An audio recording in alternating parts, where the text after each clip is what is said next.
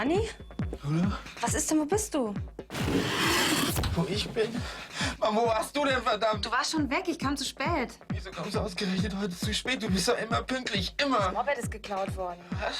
Ja, ist doch jetzt egal. Das ist überhaupt nicht egal!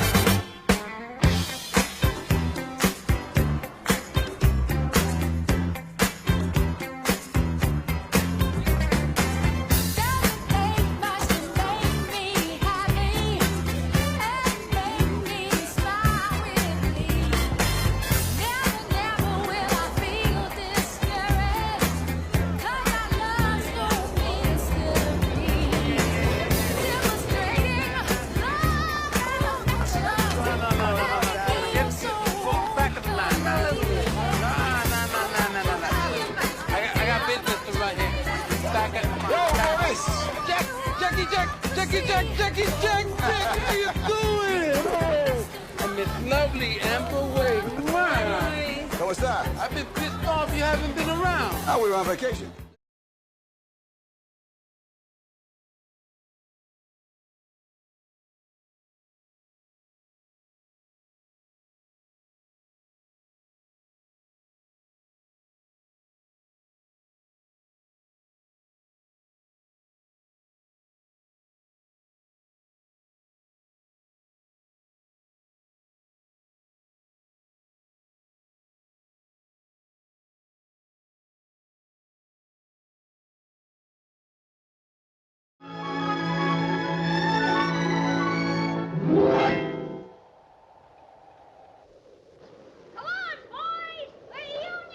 Be careful, Charles.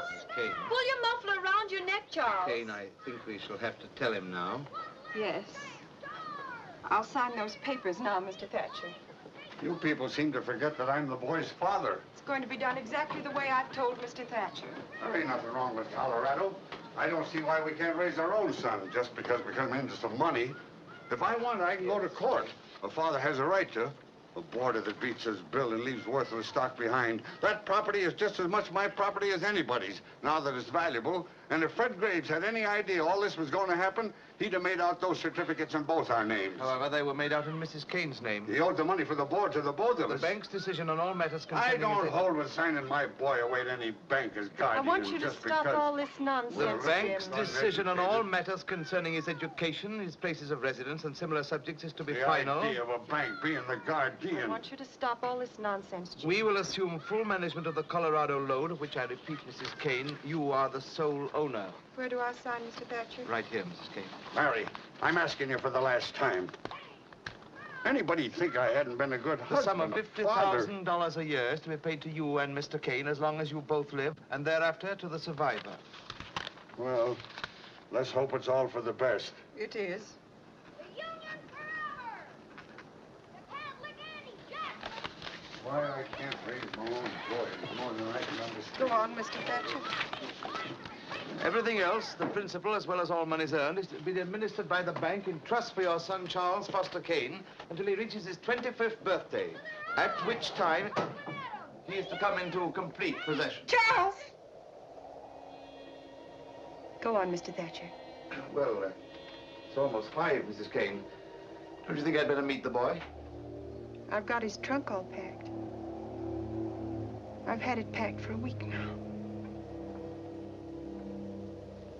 I've arranged for a tutor to meet us in Chicago. I brought him here with me, but...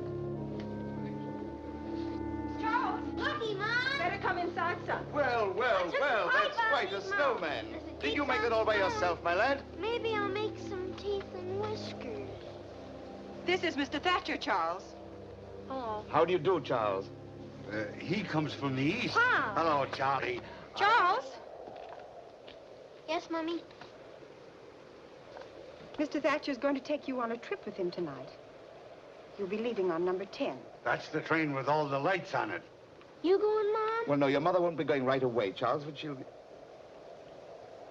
Where am I going? You're going to see Chicago and New York and Washington, maybe. Ain't he, Mr. Thatcher? He certainly is. I wish I were a little boy going on a trip like that for the first time. Why aren't you coming with us, Mom? We have to stay here, Charles. You're going to live with Mr. Thatcher from now on, Charlie. You're going to be rich. Your ma figures, well, that is, me and her decided this ain't the place for you to grow up in. You'll probably be the richest man in America someday, and you ought to won't get be an lonely, education. Charles. Only, of course not. Why, we're going to have some fine times together. Really we are, Charles. Now, shall we shake hands? Oh, come. I'm not as frightening as all that, am I? Now, what do you say? Let's shake. Why, Charles! Oh, Charles, you almost hurt me. What's that under Charlie! your pillow? It's that to lay with.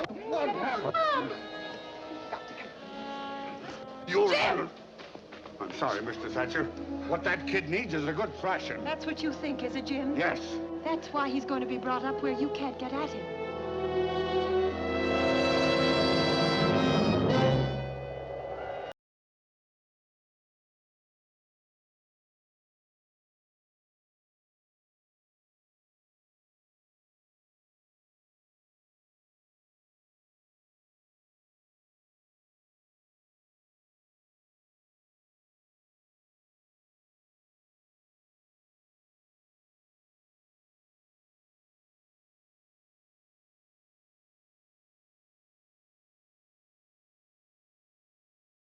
Number 1, the rule of thirds. This rule comes down to the basic principle that things look really good when you put points of interest on the thirds of your frame. What do I mean by that? Basically any of these points, with emphasis on the places where the lines intersect. Let's take a look at the shot of the ocean. Right now it's just centered on the horizon. It's a nice shot, but let's try moving the horizon to the lower third. It feels better, doesn't it? Let's try it with a person now.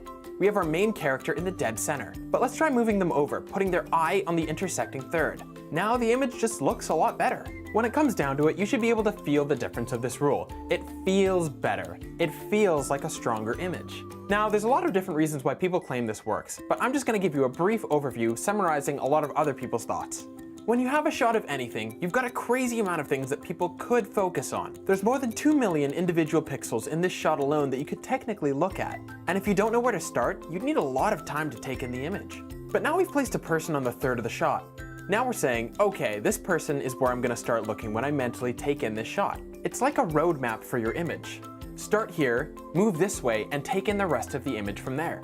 But it can go deeper than that too. Now everything that we see in this shot is in the context of what this character is thinking and feeling. So then how does it work for all those times you see an item or a person placed directly in the center of frame, kind of like I am now? For that, we have to go to rule number 2, symmetry. Typically there's 2 different situations in which this happens. One is when you're highlighting the beauty in a shot. For some reason, as humans, we really respond to symmetry. It looks and it feels good.